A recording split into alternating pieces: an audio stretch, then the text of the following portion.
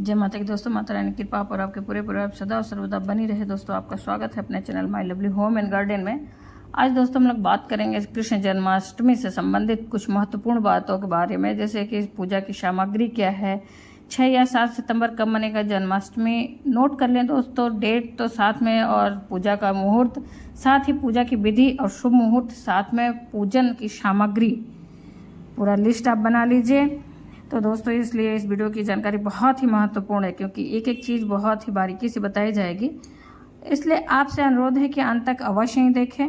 अगर कोई भी इस वीडियो की जानकारी आपको उपयोगी लगे तो लाइक तो करना न भूलें, साथ ही अपने फ्रेंड्स और फैमिली में भी शेयर करना न भूलें। आप मेरे चैनल पर नए हैं तो मेरे चैनल को सब्सक्राइब करें, बेल नोटिफिकेशन अवश्य ही दबाएं, जिससे आने वाली वीडियो की जानकारी आपको समय से प्राप्त हो सके, दोस्तों सर्वप्रथम प्राप्त हो सके। तो चलिए आज की हम लोग जानकारी शुरू करते हैं फटाफट। धार्मिक मान्यताओं के अनुसार दोस्तों भगवान श्री कृष्ण का जन्म भाद्रपद माह की कृष्ण पक्ष की अष्टमी तिथि और रोहिणी नक्षत्र में हुआ था। हिंदू धर्म में कृष्ण जन्माष्टमी का बहुत ही अधिक महत्व होता है। भगवान श्री कृष्ण के जन्मोत्सव को कृष्ण जन्माष्टमी के नाम से जाना जाता है। श्री कृष्ण जन्माष्टमी का उत्सव बड़े धूमधाम से मनाया जाता है। इस दिन श्री कृष्ण के बाल स्वरूप यानी लड्डू गोपाल की पूजा अर्चना की जाती है। फिर दोस्तों साथ ही आपके इस त्योहार को बड़े ही धूमधाम से मनाया जाता है। इस दिन श्री कृष्ण के बाल स्वरूप की पूजा की जाती है। और तो हम लोग जानते हैं कि इसका डेट क्या है, साथ ही पूजा की विधि क्या और पूजा की सामग्री की लिस्ट क्या है, इस पे हम लोग चर्चा कर लेते हैं। तो दोस्तों देखिए, गृहस्थ जीवन वाले के लिए इसकी पूजा का डेट है 6 सितंबर 2023 को जन्माष्टमी व्रत रखेंगे और शुभ मुहूर्त भी मिलेगा इसी दिन, शुभ तिथि भी होगी इसी दिन। जबकि वैष्णव संप्रदाय को मनाने वाले लोग कान्हा का जन्मोत्सव 7 सितंबर 2023 को मनाएंगे।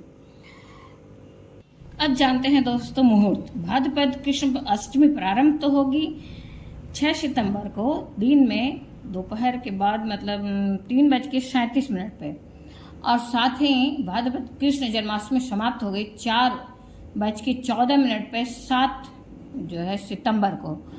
निशिता का पूजा का समय होगा 6 सितंबर को 11:57 से लेके रात्रि में 12:42 7 तारीख शुरू हो जाएगा तड़के। पूजा की कुल अवधि प्राप्त होगी हम लोगों को रात्रि में, जो निश्चित काल की पूजा का समय होगा 46 मिनट। अब दोस्तों हम लोग जानते हैं पूजा की विधि।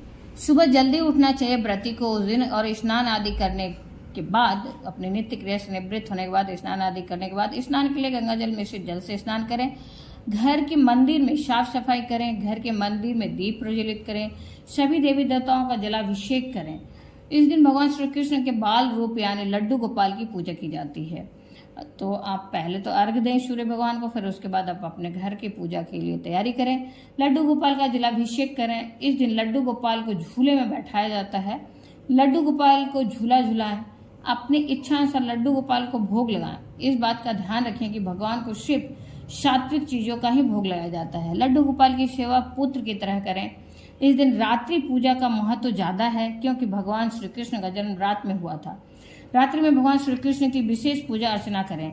लड्डू गोपाल को मिश्री मेवा का भोग भी लगाएं। लड्डू गोपाल की भोग में माखन मिश्री का विशेष महत्व होता है, तो इस बात का ध्यान रखें दोस्तों। लड्डू गोपाल की आरती अवश्य ही करें कपूर से। इस दिन अधिक से अधिक लड्डू गोपाल का ध्यान रखा जाता है। इस दिन लड्डू गोपाल की अधिक से अधिक सेवा करती महिलाएं, सभी भक्तगण करते हैं दोस्तों। और बहुत सारे जगह पे, चाहे जो इनके यहाँ सामर्थ्य है, तो 56 भोग भी आज के दिन भगवान को लगाते हैं। 56 भोग से भगवान की पूजा अर्चना करते हैं, भोग लगाते हैं दोस्तों। भगवान की पूजा में तुलसी का विशेष महत्व होता है। तुलसी के पत्ते का बिना भोग भगवान को कोई भी भोग ग्रह नहीं होता है, तो इस बात का ध्यान रखें। लेकिन इस बात का भी ध्यान रखें कि इस दिन तुलसी के पत्ते नहीं तोड़ने चाहिए, इसलिए आप पहले से तोड़ लें ताकि भगवान के भोग में आप लगा सकें। और साथ ही तुलसी का माला भी आप भगवान को अर्पित करें, इससे विशेष आपको लाभ मिलता है, विशेष आशीर्वाद मिलता है कि भगवान का। तुलसी की माला साथ में ही संभव हो तो आप बैजंती की माला किसी मंदिर में लड्डू गोपाल या कृष्ण जी की जो भी प्रतिमा हो उनको दान दें, अर्पित करें, पहनाएं भगवान को। इससे कृष्ण भगवान बहुत ही जल्दी खुश होते हैं और उनकी कृपा आप पे बरसती है और आपकी सारी मनोकामना अतिशीघ्र पूर्ण होती है दोस्तों। श्री कृष्ण जी की पूजा से पापों से भी मुक्ति मिलती है।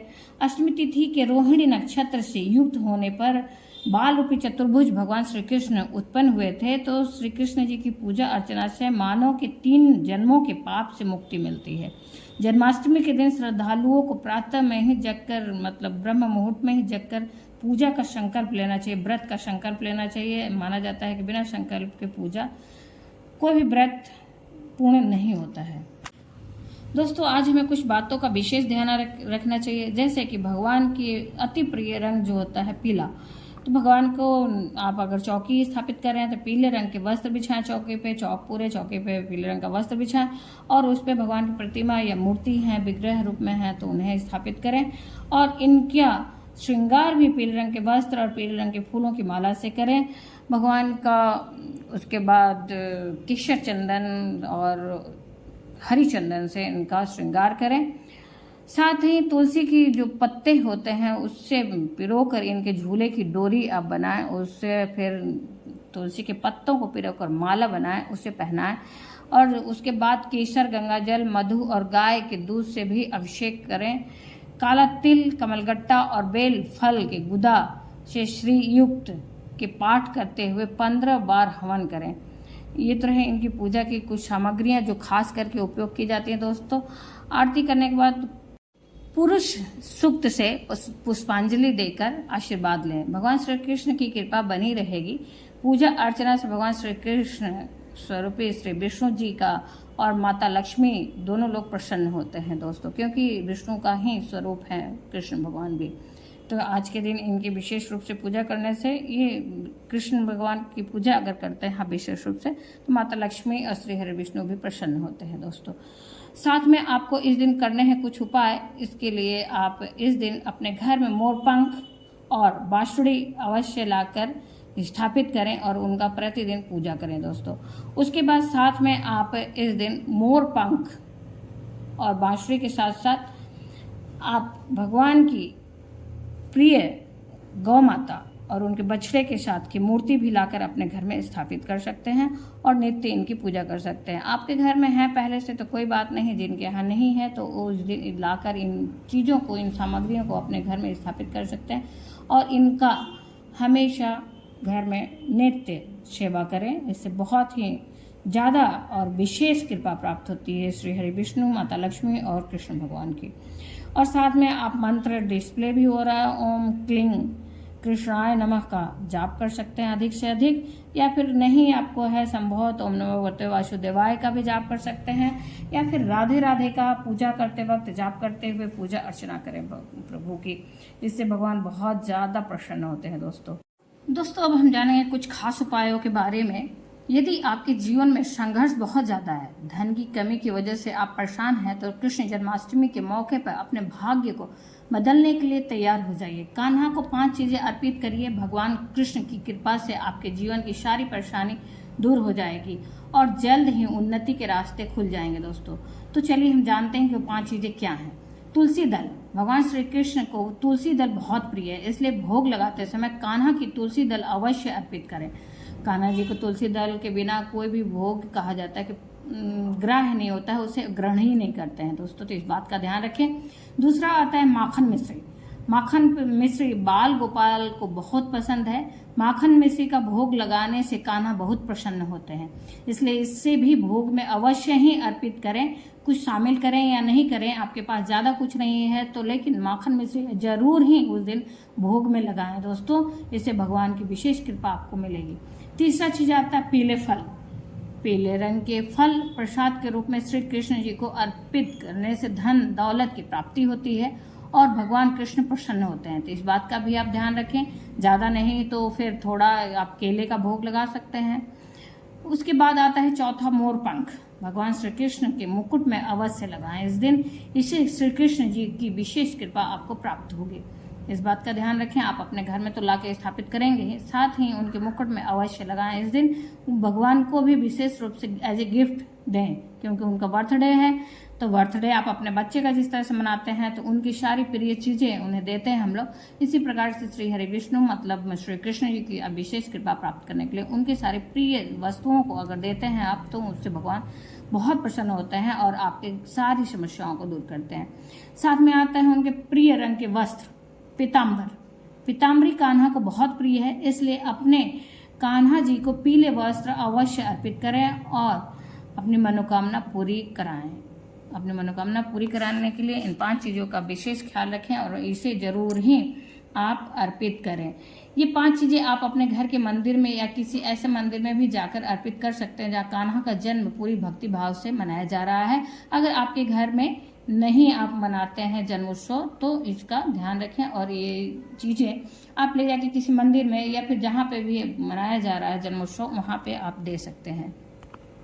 और दोस्तों, इन चीज़ों को देने के लिए विशेष बात का भी ध्यान रखना है। इसके लिए आप इन्हें पहले से ही अपने घर में ला के रखें और स्नान के बाद साफ जब आप स्वच्छ वस्त्र धारण करते हैं, उसके बाद भगवान की प्रतिमा अगर है तो स्पर्श करें, नहीं तो आप ध्यान करके इन सारी सामग्रियों पे गंगा जल का छिड़काव करके पहले पवित्र करें। सभी चीज़ें दाहिने हाथ में आप लें और भगवान कृष्ण जी को अर्पित करें। ध्यान करें कि आप उन्हें ये सारी चीज़ें दे रहे हैं। तुलसी दल, माखन मिश्री और पीले फल और प्रसाद के रूप में ज़्यादा से ज़्यादा लोगों में अवश्य बांटें। ये सारी जो उनकी अगर आप भोग लगा रहे हैं इन सब चीज़ों को, तो कोशिश करें ये भोग का सामग्री सिर्फ अपने ही नहीं ग्रहण करें, ज़्यादा से ज़्यादा लोगों में बांटें इसे। इस बात का विशेष ध्यान रखें दोस्तों।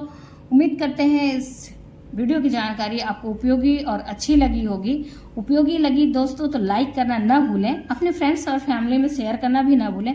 यदि आप मेरे चैनल पे नए हैं और पहली बार आए हैं तो मेरे चैनल को सब्सक्राइब करें, बेल नोटिफिकेशन अवश्य दबाएं, जिससे आने वाली वीडियो आपको सर्वप्रथम प्राप्त हो सके। दोस्तों, फिर मिलते हैं एक नई जानकारी के साथ नए वीडियो में। तब तक के लिए जय माता की, माता रानी की कृपा और आपके पूरे परिवार सदा और सर्वदा बनी रहे दोस्तों। साथ ही राधे राधे और जन्माष्टमी की बहुत सारी शुभकामनाएं दोस्तों। फिर मिलते हैं नए जानकारी के साथ नए वीडियो में, तब तक के लिए धन्यवाद।